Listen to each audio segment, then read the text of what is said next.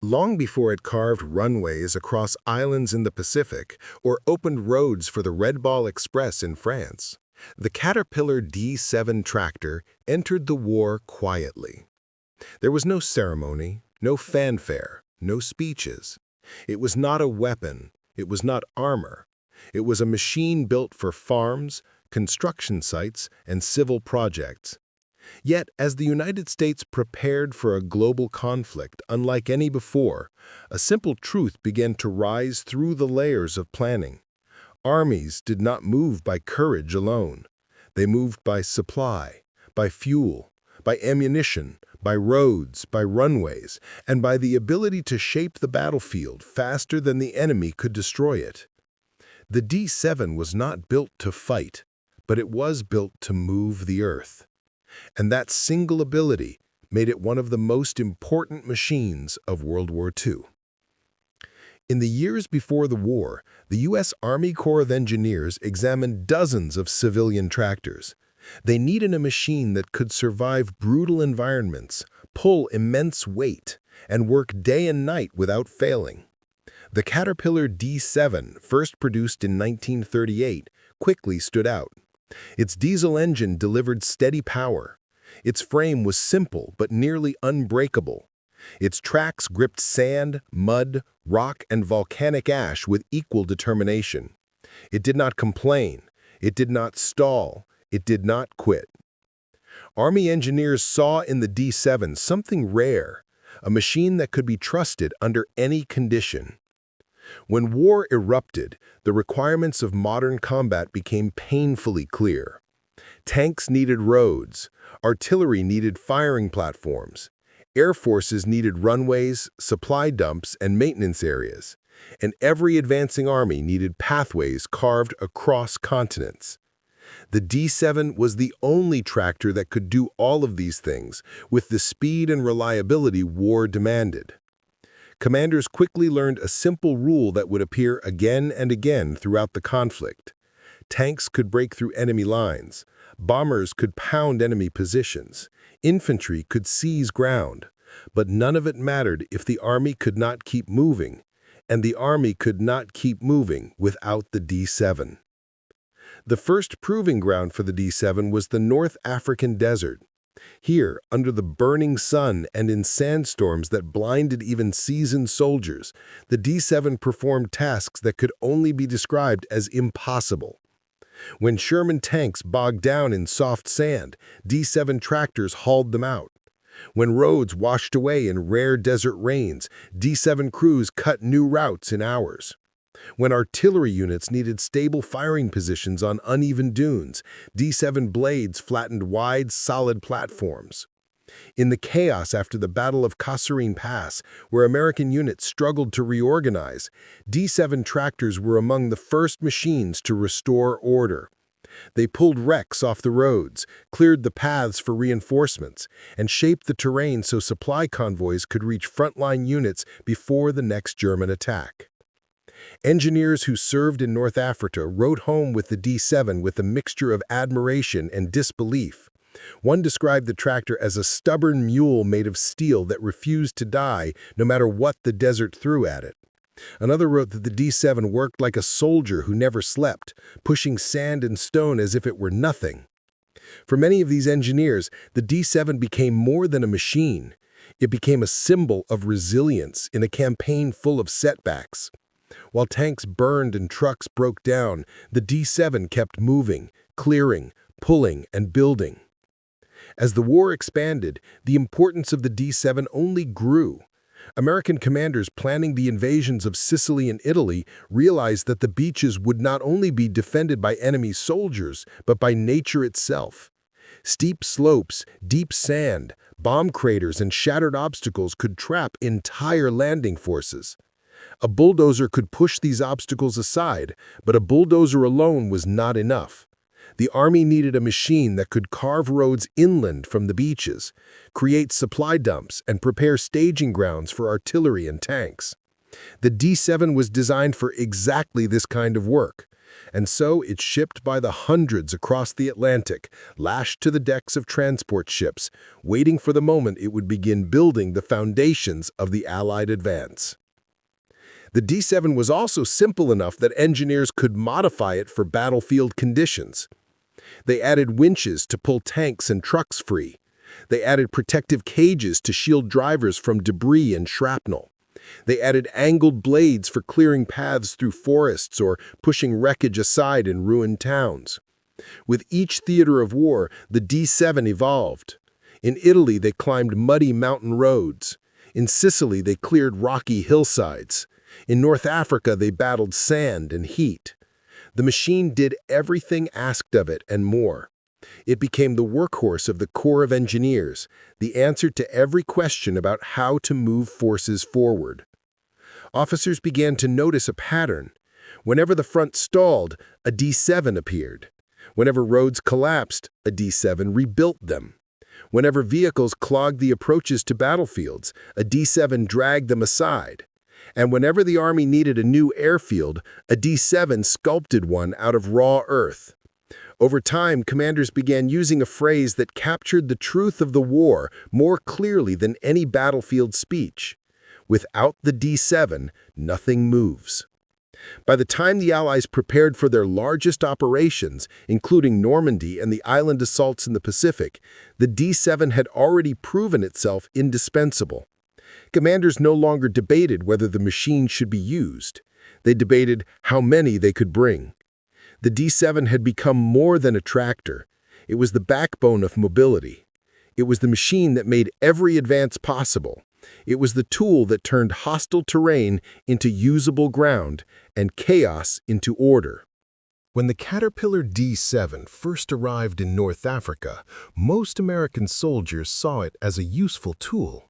But no one yet understood that it would soon become the single most important machine for building the air power the Allies needed to win the war. The P-40s, P-51s, A-20s, and B-25s that filled the skies were lethal, fast, and decisive. Yet none of them could take off without a runway. And runways do not appear by accident. They are carved, scraped, flattened, and shaped out of raw earth. They are born from diesel engines, steel blades, and men willing to work while shells whistle overhead. This was the realm of the D-7. In North Africa, the war moved too quickly for traditional construction. Airfields had to follow the battle. When the front shifted 50 miles in a day, aircraft needed new places to land within hours. The D-7 answered this challenge. Engineers drove them into barren stretches of sand, scraping the ground flat until it resembled a smooth, hard surface long enough for fighters or medium bombers. At Fade Pass, engineers built an emergency strip for P-40s while German artillery fired from the hills. The D-7s ran without pause. By dawn, aircraft were landing and refueling on ground that had been wild desert only hours before. It was the first of hundreds of runways the machine would create. When the Allies invaded Sicily in 1943, the importance of the D-7 skyrocketed. The island was mountainous, rocky, and unforgiving. Air support was crucial, especially for the infantry fighting through narrow passes and steep ridges. Within 24 hours of landing, engineers deployed their D-7s to clear rubble, flatten hillsides, and carve out runways for P-51s and A-20 Havocs. German forces attempted to shell the construction sites, knowing that without air cover, the American and British advance would slow. But the D-7s kept moving, sparks flying as their blades struck stone. One engineer later wrote that the sound of steel hitting rock became the soundtrack of Sicily. The machine worked so quickly that by the time German commanders realized an airfield was being built, fighters were already taking off from it. In one operation near Gela, a D-7 carved the final section of runway while an American pilot watched from a circling P-40. As soon as the tractor backed away, the pilot landed, rearmed, and returned to the fight. The runway had taken less than a day to build, an achievement unheard of before the war. Italy pushed the D-7 harder than ever before. The landscape was a patchwork of hills, ruined cities, and fields turned to mud by constant rain. Airfields had to be built wherever the terrain allowed even slightly. In Salerno, engineers used D-7s to cut terraces into slopes to create improvised landing zones. Near Anzio, they built runways under the constant threat of Luftwaffe raids. At one site, engineers filled shell craters as fast as they appeared.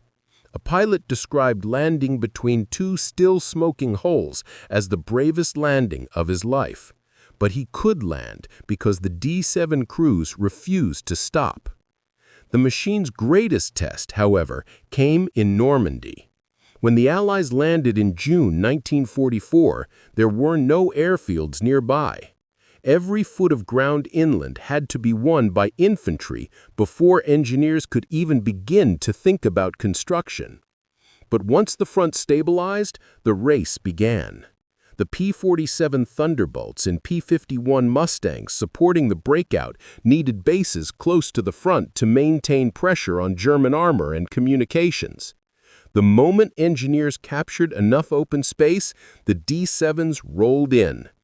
At A-1 Saint-Pierre-du-Mont, the first Allied airstrip in Normandy, engineers landed with the second wave. They fought through machine gun fire to reach the flat farmland behind Omaha Beach. Within 48 hours, D-7s had transformed fields filled with shell holes and debris into a runway long enough for fighters to operate. The first P-47s landed on that strip while smoke still drifted from the ruins behind the beach. A pilot wrote later, "I touched down on a runway carved out of chaos. It should not have existed, but the bulldozers built it anyway." Over the next 6 weeks, the D-7s built nearly 40 airfields across Normandy. Some were simple dirt strips, others were complex networks with parking areas, maintenance zones, and fuel dumps.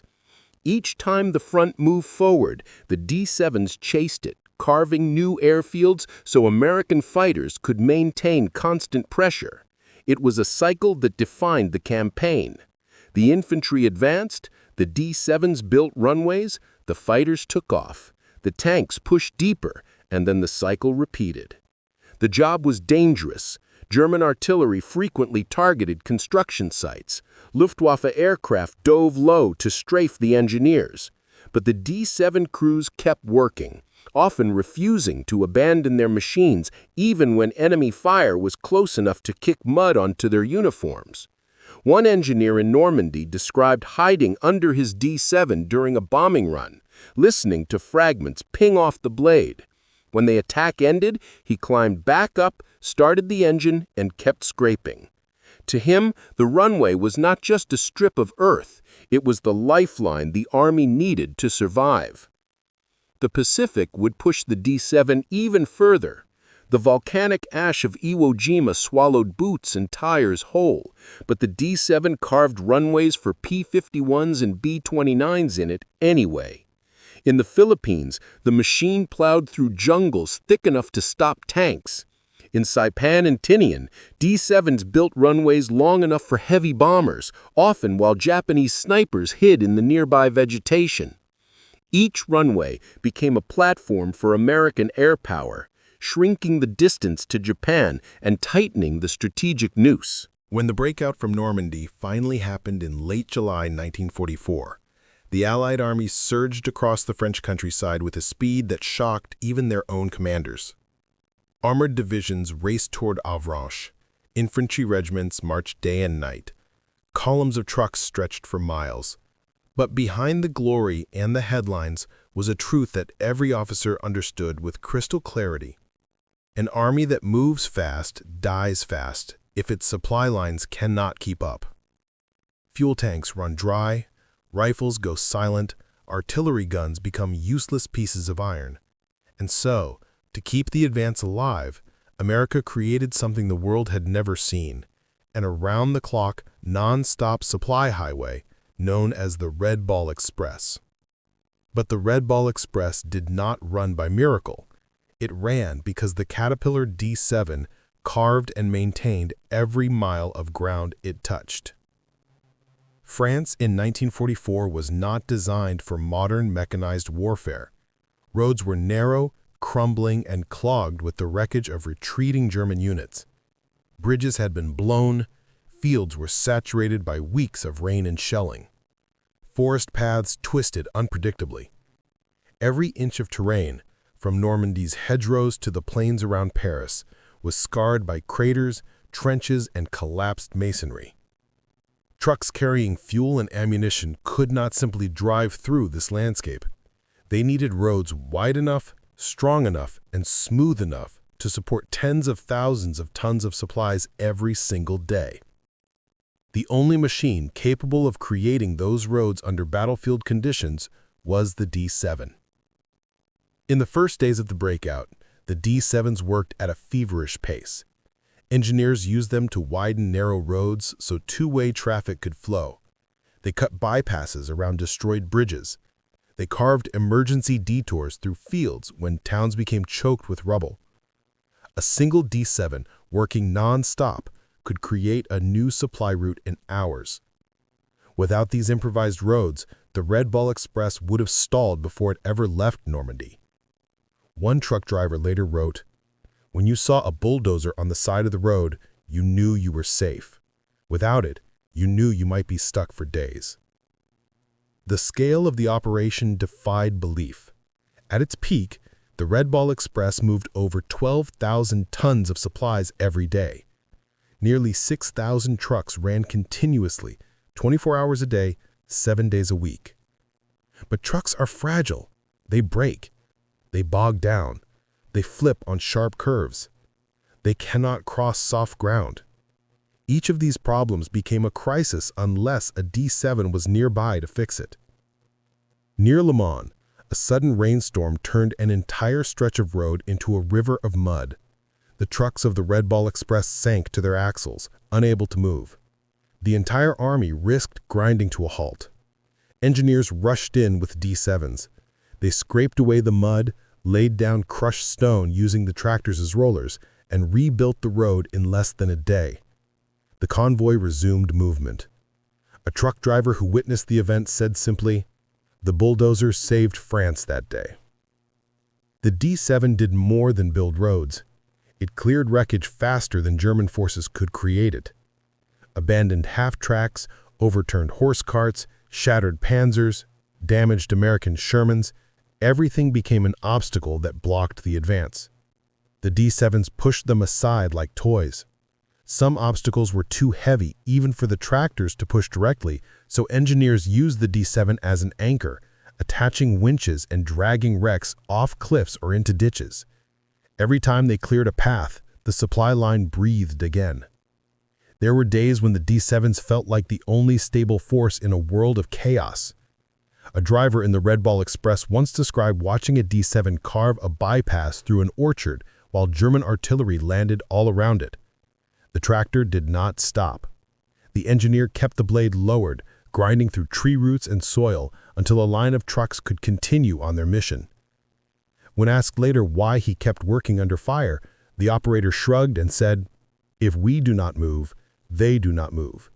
And if they do not move, we lose." As American forces approached Paris, the D7s continued their relentless work. They reopened bridges the Germans had destroyed by building approaches along the riverbanks. They widened boulevards inside the city to allow tank columns to pass.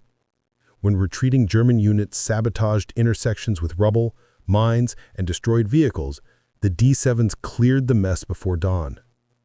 Paris was liberated not only by rifles and tanks, but by machines that made sure reinforcements and ammunition could reach the front.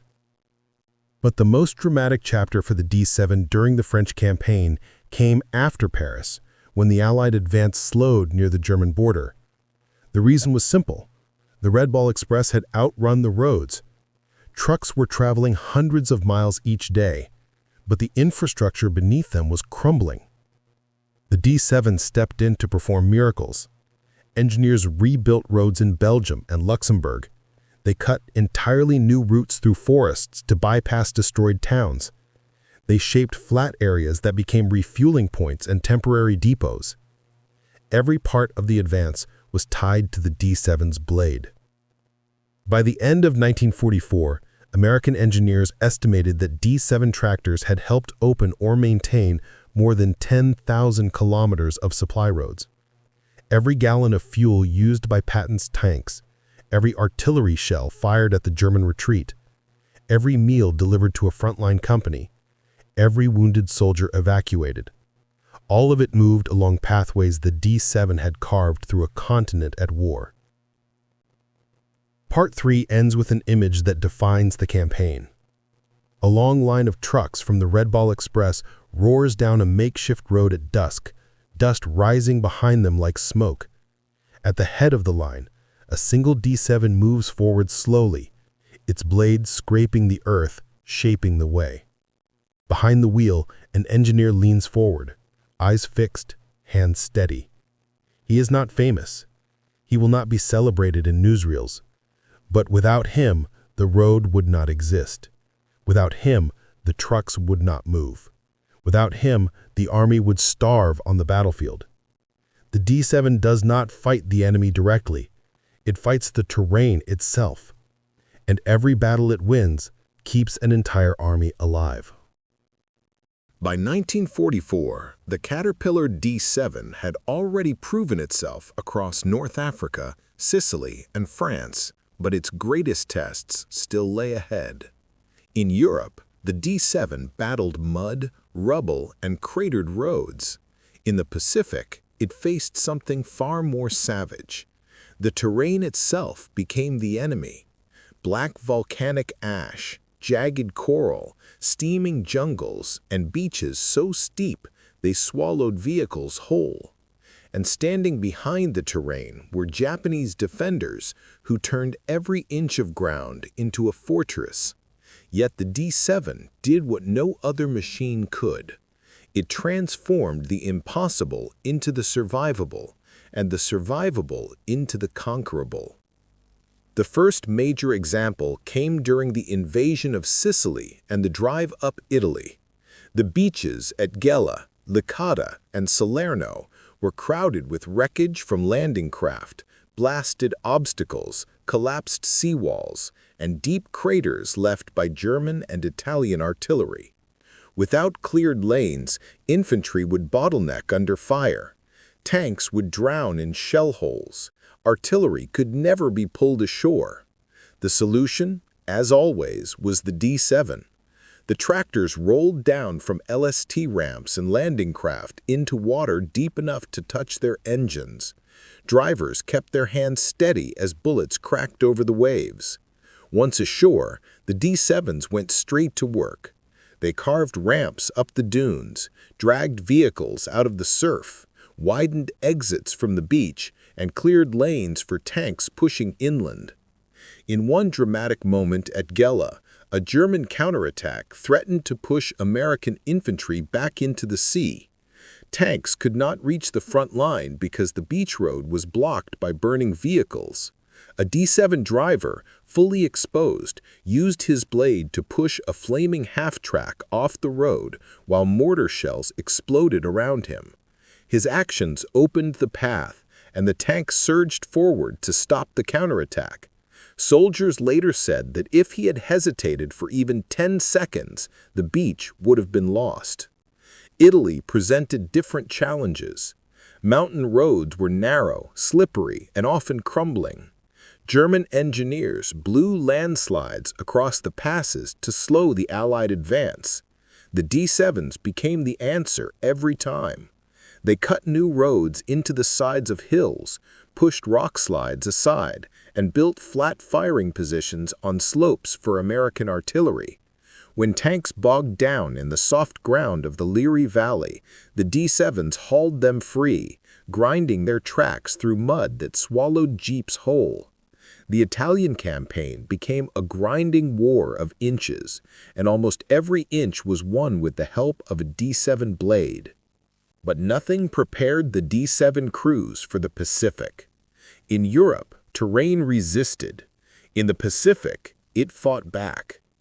On Saipan and Tinian, engineers found beaches of soft coral sand that collapsed under the weight of vehicles.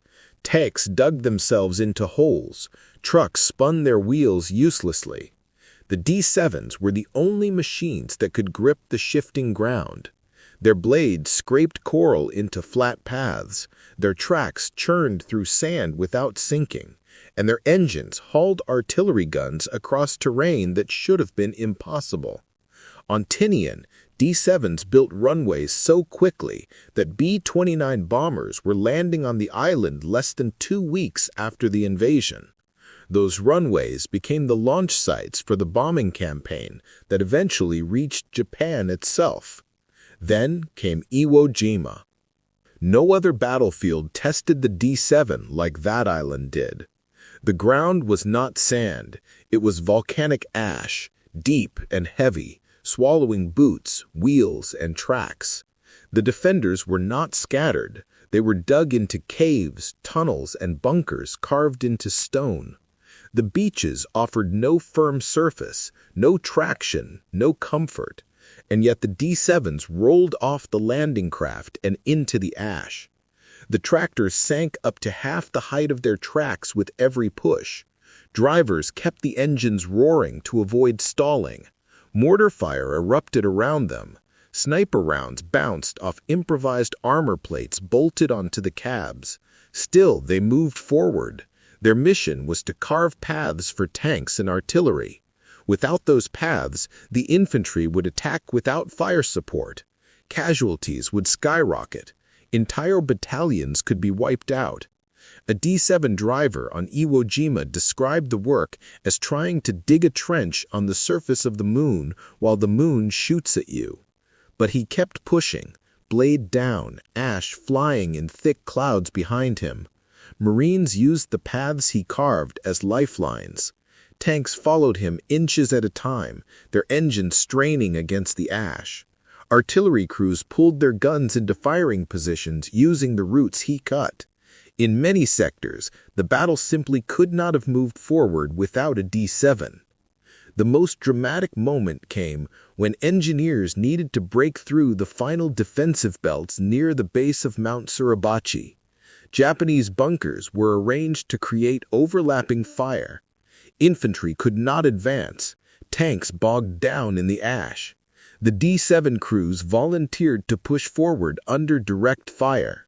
They used their blades to cover embrasures with tons of ash and collapsed tunnel entrances by pushing loose rock over them. Each push helped seal a deadly position, allowing infantry to move. One Marine officer later said, "The D-7 did not just build roads on Iwo Jima. It won the island." Everywhere the D-7 went in the Pacific, the pattern repeated.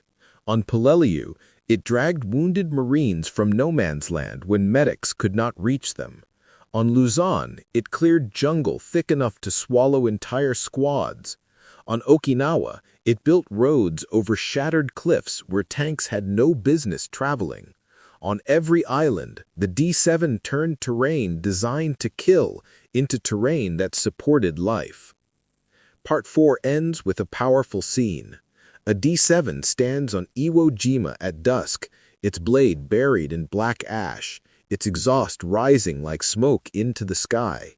The Marines around it sit exhausted, leaning on their rifles, alive because the tractor carved the ground beneath their feet. In the distance, the American flag flutters atop Suribachi. The battle is not over, but victory is now possible because a machine built for farms and construction sites learned to fight volcanoes, jungles, beaches, and war itself. When the war finally ended and the guns fell silent across Europe and the Pacific, the world took stock of the machines that had shaped the outcome. The P-51 Mustang ruled the skies. The M4 Sherman overwhelmed the battlefields. The Liberty ship carried the arsenal of democracy across oceans. But when American engineers gathered after the war to evaluate what truly kept the Allied armies moving, they did not point to a tank, a plane, or a ship. They pointed to a tractor, a steel-tracked, diesel-powered, dirt-covered tractor that had no armor and no weapons, a machine that did not fight the enemy, but fought the ground he stood on. The Caterpillar D7. In the months following victory, reports flowed into the Corps of Engineers headquarters from every theater of war. They came from France, Belgium, Italy, the Philippines, Okinawa, and dozens of tiny islands whose names few Americans had heard before the war. The message in all of them was the same. The D7 had been the backbone of Allied mobility. It had made the impossible possible, and without it, countless operations would have collapsed under their own weight. Field commanders described the D7 as the silent partner of every major offensive. When the infantry needed a path through rubble, the D7 built it.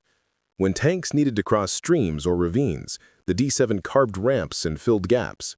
When artillery needed firing positions, the D7 flattened hillsides and scraped platforms out of mud. When planes needed runways, the D7 built them out of jungle, coral, ash, and farmland. It shaped the terrain of 3 continents and dozens of islands, often under machine gun fire, artillery bombardment, or tropical storms. Many officers admitted openly that without the D7, the war would have moved slower by months. Tanks would have bogged down, trucks would have been stranded, Red Ball Express convoys would have stalled, airfields would have taken weeks instead of days, amphibious assaults would have choked on their own beach congestion. The D7 did not just support the war, it accelerated it, it shortened it. It saved lives by the thousands.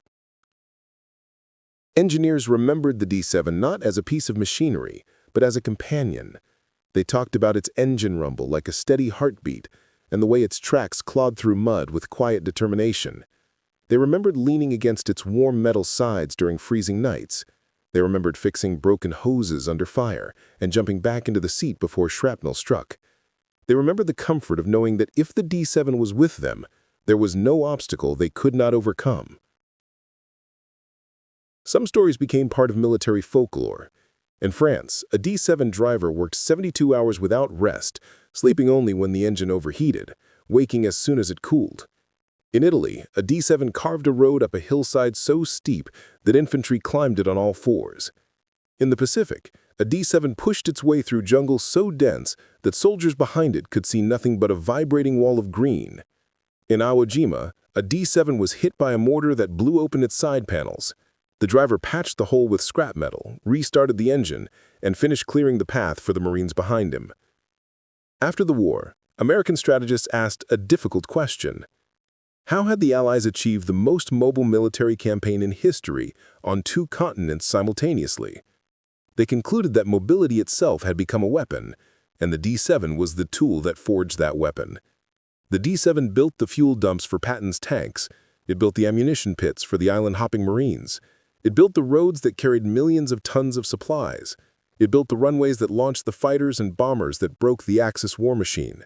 It built the temporary ports, the fire bases, the truck parks, the tank staging areas, the command posts, the evacuation routes. It built the very arteries of the war. Soldiers who survived because of the D7 never forgot it. One infantryman wrote in a letter home, "They say tanks win battles. I say the bulldozers win the ground the battles are fought on." A Marine on Okinawa wrote, "The D7 was our shield. It moved the earth so we could move forward." In France, a truck driver from the Red Ball Express said simply, "The dozer kept us alive. Without it, everything stops." Decades later, historians digging through after-action reports found a phrase repeated so often, it became almost a motto. Without the D7, nothing moves. It appeared in engineering logs, division histories, and personal diaries. It was the statement that captured the truth the soldiers always knew. The guns might win the firefight, the tanks might win the breakthrough, the planes might win the skies, but victory itself was built by the slow, steady, unstoppable blade of a machine that worked in the shadows. The legacy of the D7 lives on not just in museums or engineering textbooks, but in the very concept of modern warfare. No military today attempts an operation without first asking the question the Allies asked in 1942 and 1943. Can we move? Can we build? Can we sustain? Can we fight the terrain? If the answer is no, they bring the bulldozers. They bring the descendants of the D7. Part 5 ends with a quiet scene that reflects the machine's true legacy. A lone D7 sits on a conquered battlefield, its engine silent at last. Its blade is dented, its tracks worn, its paint scraped down to bare metal. Around it lie the roads it built, the airfields it carved, the supply routes it shaped, and the ground it made safe. Armies have marched past it. Victory has passed through it. And though it will never be listed among the heroes in statues or medals, every soldier who survived the war understood the truth. This machine built the path to victory. It did not fire a single bullet. It did something greater. It made winning possible.